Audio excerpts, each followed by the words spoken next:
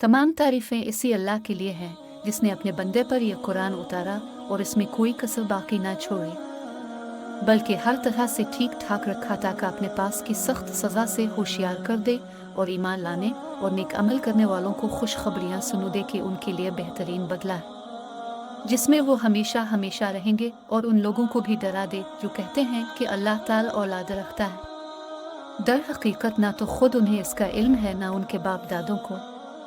ये तोहमत बड़ी बुरी है जो उनके मुंह से निकल रही है, वो निरा झूठ बिक रहे हैं।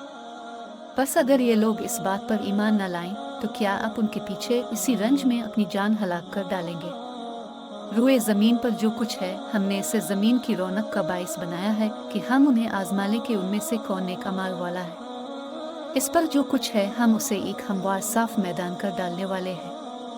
क्या तो अपने ख्याल में गार और कब्बे वालों को हमारी निशानियों में से कोई बहुत अजीब निशानी समझ रहा है। इन चंद नौजवानों ने जब गार में पनाह ली तो दुआ की कि हमारे परवरदिगार हमें अपने पास से रहमत अता फरमा और हमारे काम में हमारे लिए रायाबी को आसान कर दे। बस हमने उनके कानों पर गिनती के कई साल तक इसी गार में पर्दे डाल दिए। फिर हमने उन्हें उठा खड़ा किया कि हम ये मालूम कर लें कि दोनों गिरोह में से इस इंतहाई मुद्दत को जो उन्होंने गुजारी किसने ज़्यादा याद रखी है। हम उनका सही वाक़या तेरे सामने बयान फरमा रहे हैं। ये चंद नौजवान अपने रब पर ईमान लाए थे और हमने उनकी हिदायत में तरक्की दी थी। हमने उनके दिल मजबूत कर दिए थे जबकि ये उठकर खड़े हुए और कहने लगे कि हमारा परवरदिगार तो वही है जो आसमान व ज़मीन का परवरदिगार है। नामुमकिन है कि हम इसके सिवा किसी और मबूद को पुकारें। अगर ऐसा किया तो हमने निहायत ही गलत बात कही। ये है हमारी कौम जिसने इसके सिवा और मबूद बना रखे हैं। उनकी खुदाई की ये कोई साफ दलील क्यों पेश नहीं करते। अल्लाह पर झूठ इफ्तिरा बांधने वाले से ज़्यादा जालिम कौन है, जबकि तुम इनसे और अल्लाह के सिवा उनके और मबूदों से किनारा कश हो गए। तो अब तुम किसी गार में जा बैठो, तुम्हारा रब तुम पर अपनी रहमत फैला देगा और तुम्हारे लिए तुम्हारे काम में सहूलत मुहैया कर देगा।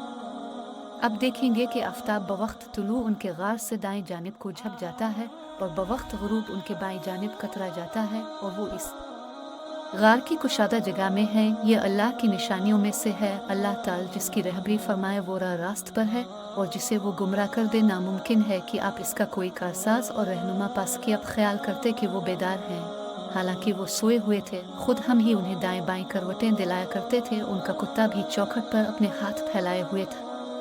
अगर आप झांक कर उन्हें देखना चाहते तो ज़रूर उल्टे पांव भाग खड़े होते और उनके रूप से आप पर दहशत छा जाती। इसी तरह हमने उन्हें जगा कर उठा दिया कि आपस में पूछ गुछ कर लें। एक कहने वाले ने कहा कि क्यों भाई, तुम कितनी देर ठहरे रहे।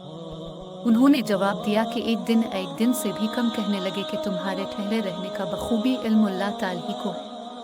अब तो तुम अपने में से किसी को अपनी ये चांदी देकर शहर भेजो, वो खूब देखभाल ले कि शहर का कौन सा खाना पाकीज़ातर है, फिर इसी में से तुम्हारे खाने के लिए ले आए, और वो बहुत एहतियात और नरमी बरते और किसी को तुम्हारी खबर ना होने दे।